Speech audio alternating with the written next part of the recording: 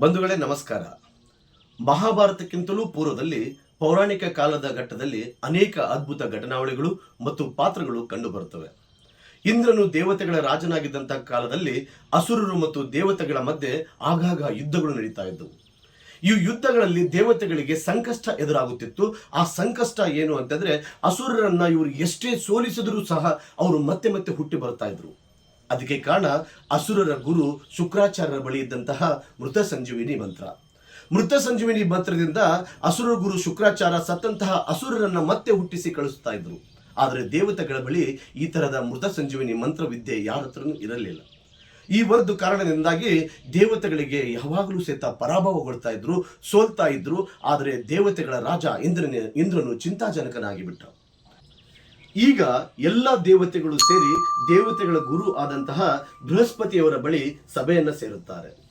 ಈ ತರಹ ಸಭೆಯನ್ನ ಸೇರಿದಂತಹ ಸಂದರ್ಭದಲ್ಲಿ ಬೃಹಸ್ಪತಿಯವರು ಒಂದು ನಿರ್ಧಾರಕ್ಕೆ ಬರುತ್ತಾರೆ. ಶುಕ್ರಾಚಾರ್ಯರ ಬಳಿ ಹೋಗಿ ನಮ್ಮ ಕಡೆಯಿಂದ ದೇವತೆಗಳ ಕಡೆಯಿಂದ ಒಬ್ಬರು ಆ ಮೃತ ಸಂಜೀವಿನಿ ವಿದ್ಯೆಯನ್ನು ಕಲಿಯಬೇಕಂದ್ರೆ ಅವರ ಶಿಷ್ಯರಾಗಬೇಕು. ಹಾಗಾದ್ರೆ ಅವರ ಶಿಷ್ಯರಾಗಲಿಕ್ಕೆ ಯಾರು ಅರ್ಹರು ಎಂದು ಚರ್ಚೆ ಮಾಡುವಂತಹ ಸಂದರ್ಭದಲ್ಲಿ ಆ ಗುಂಪಿನಲ್ಲಿ ಕಂಡು ಬಂದಂತಹ ಒಬ್ಬ ವೀರ, ಶೂರ, ಧೈರ್ಯವಂತ, ಸಹನಾಶೀಲ, ತ್ಯಾಗಶೀಲ ಮತ್ತು ಸುಂದರವಾದಂತಹ ಯುವಕ ಕಾಣ್ತಾನೆ. ಅವನೇ ಕಚದೇವ. ಹಾಗಾದ್ರೆ ಈ ಕಚದೇವ ಬೃಹಸ್ಪತಿಯವರ ಮಗ. ಹಾಗಾದ್ರೆ ಈ ಕಚದೇವ ಬೃಹಸ್ಪತಿಯವರ ಮಗ ಶುಕ್ರಾಚಾರ್ಯ ಬಳಿ ಹೋಗಿ ವಿದ್ಯೆಯನ್ನ ಕಲಿತಾನ. ಹಾಗಾದ್ರೆ ಇದನ್ನೆಲ್ಲ ಹೇಳೋದಕ್ಕಿಂತ ಮುಂಚಿತವಾಗಿ ತಾವು ನನ್ನ ಚಾನಲ್ ಅನ್ನ ಸಬ್ಸ್ಕ್ರೈಬ್ ಮಾಡಿ, ಲೈಕ್ ಮಾಡಿ, ಶೇರ್ ಮಾಡಿ ಅಂತ ಹೇಳ್ತಾ ಇದ್ದೀನಿ.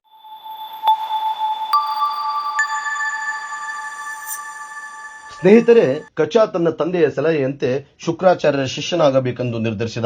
ದಟ್ಟವಾದ ಕಾಡು ಅರಣ್ಯವನ್ನು ದಾಟಿಕೊಂಡು ಗುರುಗಳು ಇರುವಲ್ಲಿಗೆ ಹೋಗಿ ಶುಕ್ರಾಚಾರ್ಯರ ಪಾದಡಿ ನಿಂತು, ನಾನು ದೇವಲೋಕದಿಂದ ಬಂದಿದ್ದೇನೆ, ಬೃಹಸ್ಪತಿಯವರ ಮಗ, ನಾನು ನಿಮ್ಮ ಶಿಷ್ಯನಾಗಬೇಕೆಂದಿದ್ದೇನೆ ಎಂದಾಗ ಶುಕ್ರಾಚಾರ್ಯರು ಜ್ಞಾನಿಗಳಾದರೂ ಸಹ ಕಚನ ಹೃದಯದಲ್ಲಿ ಏನು ಉದ್ದೇಶವಿದೆ ಎಂಬುದನ್ನು ಅವರು ಅರಿಯಲಿಲ್ಲ.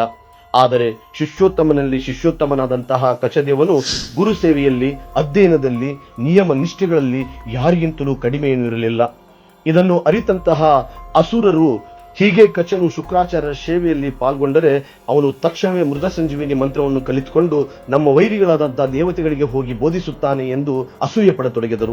ಹೀಗೆ ಅಸುರರು ಅಸೂಯೆ ಪಡುವಂತಹ ಸಂದರ್ಭದಲ್ಲಿಯೇ ದೇವಯಾನಿ ಮತ್ತು ಕಚನ ಸ್ನೇಹ ಅಗಾಧವಾಗಿತ್ತು. ದೇವಯಾನಿ ಶುಕ್ರಾಚಾರ್ಯರ ಪುತ್ರಿ. ಅವಳು ಸುಂದರಿ, ಬುದ್ಧಿವಂತಿ, ಹಠಗಾರ್ತಿ. ಕಚನು ಶ್ರದ್ಧೆಯಿಂದ ಸೇವೆ ಮಾಡುವುದನ್ನು ನೋಡಿ ಅವಳ ಮನಸ್ಸನ್ನು ಆತನ ಕಡೆ ಆಕರ್ಷಿಸಿದ್ದಳು. ಹೃದಯದಲ್ಲಿ ಅವನ ಮೇಲೊಂದು ನಿಶ್ಶಬ್ದವಾದಂತಹ ಪ್ರೀತಿಯನ್ನ ಬೆಳೆಸಿಕೊಂಡಿದ್ದಳು. ಕಚನಿಗೂ ಅವಳ ಮೇಲೆ ಮಮತೆ ಇತ್ತು. ಆದರೆ ಅವನ ಉದ್ದೇಶ ಸ್ಪಷ್ಟವಾಗಿತ್ತು. ಅವನು ಬಂದಿದ್ದೇ ದೇವತೆಗಳಿಗಾಗಿ. ಆದರೂ ಇಬ್ಬರ ನಡುವೆ ಸ್ನೇಹ ಗಾಢವಾಗಿ ಬೆಳೆಯುತ್ತಾ ಹೋಗಿತ್ತು. ಹೀಗೆ ಕಚ, ಶುಕ್ರಾಚಾರ್ಯರು, ದೇವಯಾನಿಯ ಮಧ್ಯೆ ಉತ್ತಮವಾದಂತಹ ಸಂಬಂಧಗಳು ಬೆಳೆದಂತಹ ಸಂದರ್ಭದಲ್ಲಿ ಅಸುರರಿಗೆ ಕಚನ ಮೇಲೆ ಅಗಾಧವಾದಂತಹ ಕೋಪ ಬರತೊಡಗಿತ್ತು. ಹೀಗಾಗಿ ಕಚನ ಮೇಲೆ ಅಸುರರು ದಾಳಿ ಮಾಡಬೇಕೆಂದು ನಿರ್ಧರಿಸುತ್ತಾರೆ. ಕಚದೇವನ ಮೇಲೆ ಅಸುರರು ಯಾವಾಗಲೂ ಕತ್ತಿ ಮೆಸೆಯುತ್ತಿದ್ದರು. ಅದೊಂದು ದಿನ ದಟ್ಟವಾದ ಅರಣ್ಯದೊಳಗೆ ಸೂರ್ಯ ಅಸ್ತಮಿಸುತ್ತಿದ್ದ. ಹಕ್ಕಿಗಳ ಗಲಾಟೆ ಕಡಿಮೆಯಾಗಿ ಕತ್ತಲೆ ಆವರಿಸುತ್ತಿತ್ತು. ಆ ಸಮಯದಲ್ಲಿ ಕಚ ಗೋಪಾಲಕನಂತೆ ಹಸುಗಳನ್ನು ಮೇಯಿಸುತ್ತಾ ಶಾಂತವಾಗಿ ಹಾಡುಗಳನ್ನು ಹೇಳುತ್ತಾ ಹಾದು ಹೋಗುತ್ತಿದ್ದ. ಆ ಸಂದರ್ಭದಲ್ಲಿ ಕತ್ತಲೆಯೊಳಗೆ ಅಸುರ ಗುಂಪೊಂದು ದಾಳಿಗೆ ತಯಾರಿಯನ್ನು ಮಾಡಿತ್ತು. ಕತ್ತಿಗಳನ್ನು ಮಸೆದಿದ್ದರು.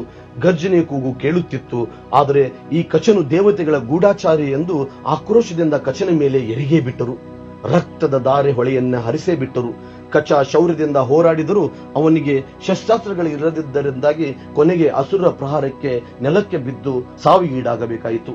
ಈ ಸುದ್ದಿಯು ದೇವಯಾನಿಯ ಕಿವಿಗೆ ತಲುಪಿತು. ಅವಳು ಅಳುತ್ತಾ ಓಡಿ ಓಡಿ ತಂದೆಯ ಪಾದಡಿ ಬಂದು ಕೇಳಿಕೊಳ್ಳುತ್ತಾಳೆ, ಅಪ್ಪ, ನನ್ನ ಪ್ರಾಣಕ್ಕಿಂತ ಪ್ರಿಯನಾದ ಕಚನು ಹೀಗೆ ಸಾಯಬಾರದು, ಅವನನ್ನು ಬದುಕಿಸಿಕೊಡಿ ಎಂದು ಕಂಪಿಸುತ್ತಾ ಅಳಲಿಕ್ಕೆ ಪ್ರಾರಂಭ ಮಾಡುತ್ತಾಳೆ. ಹೀಗಾದಂತಹ ಸಂದರ್ಭದಲ್ಲಿ ಶುಕ್ರಾಚಾರ್ಯರು ಕಣ್ಣನ್ನು ಮುಚ್ಚಿ ಮೃತ ಸಂಜೀವಿನಿ ಮಂತ್ರವನ್ನ ಬೋಧಿಸಿ ಕ್ಷಣಾರ್ಧದಲ್ಲಿಯೇ ಕಚನನ್ನ ಬದುಕಿಸಿ ಬಿಡುತ್ತಾರೆ. ಕಚನು ಕಣ್ಣು ತೆಗೆದ ತಕ್ಷಣ ದೇವಯಾನಿಗೆ ಎಲ್ಲಿಲ್ಲದ ಸಂತೋಷ. ಒಂದನೇ ಬಾರಿ ವಿಫಲವಾದಾಗ ಅಸುರರು ಕೋಪಗೊಂಡು ಎರಡನೇ ಬಾರಿ ಸಂಚನ್ನ ಹಾಕುತ್ತಾರೆ. ಒಂದು ದಿನ ಕಚನು ಮೌನವಾಗಿ ಜಪ ಮಾಡುತ್ತಿದ್ದಾಗ ಅಸುರರು ಅವನ ಮೇಲೆ ಎರಗಿ ಅವನನ್ನು ಕೊಂದು ಬಿಡುತ್ತಾರೆ. ಈ ಬಾರಿ ಕೊಲ್ಲುವುದಷ್ಟೇ ಅಲ್ಲ, ಅವನ ದೇಹವನ್ನ ಕಾಡಿನ ಸಿಂಹಗಳಿಗೆ ಆಹಾರವನ್ನಾಗಿ ಮಾಡಿದರು. ರಕ್ತದ ವಾಸನೆಯಿಂದ ಆಕರ್ಷಿತಗೊಂಡ ಸಿಂಹಗಳು ಕಚನ ಮಾಂಸವನ್ನ ಹರಿದು ಹರಿದು ತಿಂದವು. ಶುಕ್ರಾಚಾರ್ಯರ ಆಶ್ರಮದಲ್ಲಿ ದೇವಯಾನಿ ಕಚನಿಗಾಗಿ ಕಾಯುತ್ತಿದ್ದಳು. ಸಂಜೆ ಹೊತ್ತಿಗೆ ಕಚನು ಬಾರದಾಗ ಅವಳ ಹೃದಯದಲ್ಲಿ ಸಂಶಯ ಮೂಡಿತು. ಅಸುರರು ನಗುತ್ತಾ ಹೇಳಿದರು, ಈ ಭಾರಿ ಕಚನು ಜೀವಂತವಾಗಿ ಮರಳಿ ಬರುವುದಿಲ್ಲ ಎಂದಾಗ ದೇವಯಾನಿ ಹೃದಯ ತಬ್ಬಿಬ್ಬಾಗಿ ತನ್ನ ತಂದೆಯ ಬಳಿ ಅಳುತ್ತಾ ಪ್ರಾರ್ಥನೆ ಮಾಡುತ್ತಾ ಮೊರೆ ಇಡುತ್ತಾಳೆ.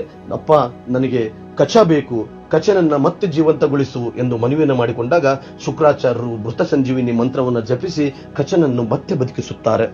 ಹೀಗೆ ಎರಡನೇ ಬಾರಿಯೂ ಕಚದೇವನನ್ನ ಬದುಕಿಸಿದಂತಹ ಶುಕ್ರಾಚಾರ್ಯರ ನಡೆಯನ್ನ ಅರಿತಂತಹ ಅಸುರರು ತೀವ್ರವಾಗಿ ಮನಸ್ಸಿನಲ್ಲಿ ವಿರೋಧಿಸುತ್ತಾರೆ. ಅಷ್ಟೇ ಅಲ್ಲ, ಮೂರನೇ ಬಾರಿ ಬಹಳ ತೀವ್ರ ಮತ್ತು ಕಠಿಣವಾದಂತಹ ಒಂದು ನಿರ್ಧಾರವನ್ನು ತೆಗೆದುಕೊಳ್ಳಲು ಅಸುರರು ತಯಾರಿ ನಡೆಸುತ್ತಾರೆ. ಸ್ನೇಹಿತರೆ, ಮೂರನೇ ಬಾರಿ ಅಸುರರು ಘೋರವಾದಂತಹ ನಿರ್ಧಾರವನ್ನು ಕೈಗೊಳ್ಳುತ್ತಾರೆ. ಕಚನನ್ನು ಹಿಡಿದು ಕೊಂದು ಅವನನ್ನು ಸುಟ್ಟು ಭಸ್ಮವನ್ನಾಗಿ ಮಾಡುತ್ತಾರೆ.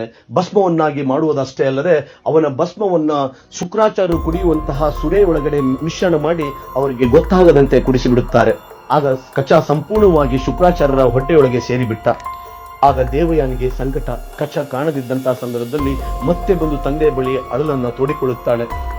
ನಾನು ಕಚನಿಲ್ಲದೆ ಬದುಕಲಾರೆ, ನನಗೆ ಕಚನನ್ನ ಬದುಕಿಸಿಕೊಡಿ, ಅವನು ಶಿಷ್ಯೋತ್ತಮನಲ್ಲಿ ನಿಮ್ಮ ಉತ್ತಮ ಶಿಷ್ಯ, ಹಾಗಾಗಿ ನನಗೆ ಕಚ ಬೇಕು ಎಂದು ಅಳುತ್ತಾ ಹಠ ಹಿಡಿದಂತಹ ಸಂದರ್ಭದಲ್ಲಿ ಶುಕ್ರಾಚಾರ್ಯರು ಹೇಳುತ್ತಾರೆ, ಮಗಳೇ, ಈ ಬಾರಿ ಅವನನ್ನು ಬದುಕಿಸುವುದು ಅಸಾಧ್ಯ ಕಣಮ್ಮ, ಅವನು ನನ್ನ ಹೊಟ್ಟೆಯೊಳಗೆ ಇದ್ದಾನೆ, ಅವನನ್ನು ಹೊರತಂದರೆ ನಾನು ಸಾಯುತ್ತೇನೆ ಎಂದಾಗ ದೇವಯಾನಿ ಹಠ ಹೆಚ್ಚಾಯಿತು. ಅಪ್ಪ, ನಿನ್ನ ಶಿಷ್ಯನಾದ ಕಚ ನನಗಿಂತಲೂ ಹೆಚ್ಚಾಗಿ ಪ್ರಿಯ, ಅವನಿಲ್ಲದೆ ನಾನು ಬದುಕಲಾರೆ ಎಂದಾಗ ಗುರು ದೈವಿಕ ತಪಸ್ಸಿನ ತೊಳಲಾಟದಲ್ಲಿ ಸಿಲುಕಿಕೊಳ್ಳುತ್ತಾರೆ. ಕೊನೆಗೆ ಒಂದು ನಿರ್ಧಾರವನ್ನು ತೆಗೆದುಕೊಳ್ಳುತ್ತಾರೆ. ಅವರು ಕಚನ ಆತ್ಮಕ್ಕೆ ಮೃತ ಸಂಜೀವಿನಿ ಮಂತ್ರವನ್ನ ಬೋಧಿಸುತ್ತಾರೆ. ಗುರುವಿನ ಹೊಟ್ಟೆಯಿಂದ ಬೆಳಕಿನ ಹೊಳೆಯಂತೆ ಕಚನು ಸ್ಫೋಟಿಸಿ ಹೊರಬಂದನು. ಆ ಕ್ಷಣದಲ್ಲೇ ಶುಕ್ರಾಚಾರ್ಯರ ಪ್ರಾಣ ಕಳೆದುಕೊಂಡರು. ಆದರೆ ಕಚ ತಕ್ಷಣವೇ ಮಂತ್ರವನ್ನ ಜಪಿಸಿ ತನ್ನ ಗುರುಗಳನ್ನೂ ಕೂಡ ಜೀವಂತಗೊಳಿಸಿದನು. ಅಲ್ಲಿಗೆ ಪ್ರಪಂಚವೇ ಬೆಚ್ಚಿ ಬಿದ್ದಿತ್ತು. ಒಬ್ಬ ಶಿಷ್ಯನು ತನ್ನ ಗುರುವಿನೊಳಗಿನಿಂದ ಜನಿಸಿ ಗುರುವನ್ನೇ ಮರಣದಿಂದ ರಕ್ಷಿಸಿದ್ದಾನೆ ಎಂದು ಖ್ಯಾತಿಯನ್ನ ಪಡೆದಂಥವನು ಕಚ. ಕೇಳಿದ್ರಲ್ಲ ಸ್ನೇಹಿತರೆ, ಈ 3 ಬಾರಿ ಕಚನು ಮೃತ್ಯುವನ್ನು ಮೀರಿದವನು. ಪ್ರತಿಯೊಂದು ಸಾವಿನ ಜೀವಂತಿಕೆಗೆ ದೇವಯಾನಿಯ ಪ್ರೀತಿ, ಶುಕ್ರಾಚಾರ್ಯರ ಮಂತ್ರ, ಕಚನ ಧೈರ್ಯದಿಂದ ಮಾತ್ರ ಸಾಧ್ಯವಾಗಿತ್ತು ಎಂಬುದು ತಿಳಿದು ಬರುತ್ತದೆ. ಈ ಘಟನೆಯು ಕೇವಲ ಪೌರಾಣಿಕ ಕಥೆಯಲ್ಲ, ಇದು ತಾಳ್ಮೆಯ, ಸೇವೆಯ, ಜ್ಞಾನದ ಮತ್ತು ಧರ್ಮದ ಶಕ್ತಿಯ ಪ್ರತೀಕವಾಗಿದೆ. ಅಷ್ಟೇ ಅಲ್ಲ, ಈ ರೀತಿ ಕಚನು ಮೃತ ಸಂಜೀವಿನಿ ಮಂತ್ರವನ್ನು ಸಂಪೂರ್ಣವಾಗಿ ಅರ್ಥ ಮಾಡಿಕೊಂಡನು. ದೇವತೆಗಳ ಪರವಾಗಿ ಅವನ ಕಾರ್ಯ ಇಲ್ಲಿಗೆ ಯಶಸ್ವಿಯಾಯಿತು. ಆದರೆ ದೇವಯಾನಿಯ ಹೃದಯವೇ ಬೇರೆ ದಾರಿಯಲ್ಲಿ ಹೋಗುತ್ತಿತ್ತು. ಅವಳು ಕಚನಿಗೆ ಮದುವೆಯ ಪ್ರಸ್ತಾಪವನ್ನು ಇಟ್ಟಳು. ಆದರೆ ಕಚನು ವಿನಮ್ರದಿಂದ ಅದನ್ನು ನಿರಾಕರಿಸಿ ಹೇಳುತ್ತಾನೆ, ದೇವಯಾನಿ, ನೀನು ನನಗೆ ತಂಗಿ ಇದ್ದಂತೆ, ನಿನ್ನ ತಂದೆಯ ಹೊಟ್ಟೆಯಿಂದ ನಾನು ಜನಿಸಿದ್ದೇನೆ, ನಾನು ನಿನ್ನ ಸಹೋದರನಿದ್ದಂತೆ ಎಂದು ಹೇಳುತ್ತಾನೆ. ಈ ಮಾತು ಕೇಳಿದ ದೇವಯಾನಿ ಆಕ್ರೋಶಗೊಂಡಳು. ಅವಳ ಹೃದಯದಲ್ಲಿ ನೋವು ಕೋಪವಾಗಿ ಬದಲಾಯಿತು. ಅವಳು ಕಚನನ್ನ ಶಪಿಸತೊಡಗಿದಳು. ಅಷ್ಟೇ ಅಲ್ಲ, ನೀನು ನನ್ನ ತಂದೆಯಿಂದ ಕಲಿತ ಈ ಮೃತ ಸಂಜೀವಿನಿ ಮಂತ್ರ, ಅದನ್ನು ನೀನು ಉಪಯೋಗಿಸಿಕೊಳ್ಳಲು ಸಾಧ್ಯವಿಲ್ಲ ಎಂದು ಶಾಪವನ್ನಿಟ್ಟಳು.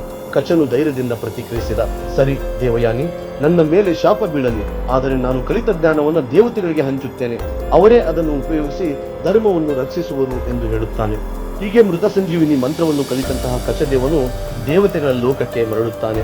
ತಂದೆಯಾದ ಬೃಹಸ್ಪತಿ ಮತ್ತು ಇತರ ದೇವತೆಗಳಿಗೆ ಮೃತ ಸಂಜೀವಿನಿ ಮಂತ್ರವನ್ನು ಕಲಿಸಿಕೊಡುತ್ತಾನೆ. ಇದರಿಂದ ದೇವತೆಗಳ ಶಕ್ತಿಯೂ ಕೂಡ ಹೆಚ್ಚಾಯಿತು. ಆದರೆ ಕಚನು ತಾನು ಅನುಭವಿಸಿದ ನೋವನ್ನು ಮರೆಯಲಿಲ್ಲ. ಅಸುರರ ಕ್ರೂರತೆ, ದೇವಯಾನಿಯ ಪ್ರೀತಿ ಮತ್ತು ಶಾಪ, ಗುರು ಸೇವೆ, ತ್ಯಾಗ ಎಲ್ಲವೂ ಅವನ ಜೀವನ ಪಾಠಗಳಾಗಿದ್ದವು. ಇದರಿಂದ ಕಚನ ಕಥೆ ನಮಗೆ ಹೇಳುತ್ತದೆ, ಧರ್ಮಕ್ಕಾಗಿ ಮಾಡಿದ ಸೇವೆ ಯಾವಾಗಲೂ ವ್ಯರ್ಥವಾಗದು. ಪ್ರೀತಿ ಇದ್ದರೂ ಕರ್ತವ್ಯ ದೊಡ್ಡದು. ಜ್ಞಾನವನ್ನು ಪಡೆಯಲು ತಾಳ್ಮೆ, ತ್ಯಾಗ, ಸೇವೆ ಮುಖ್ಯ ಎಂಬುದು ನಮಗೆ ಇದರಿಂದ ಅರ್ಥ ಆಗ್ತದೆ.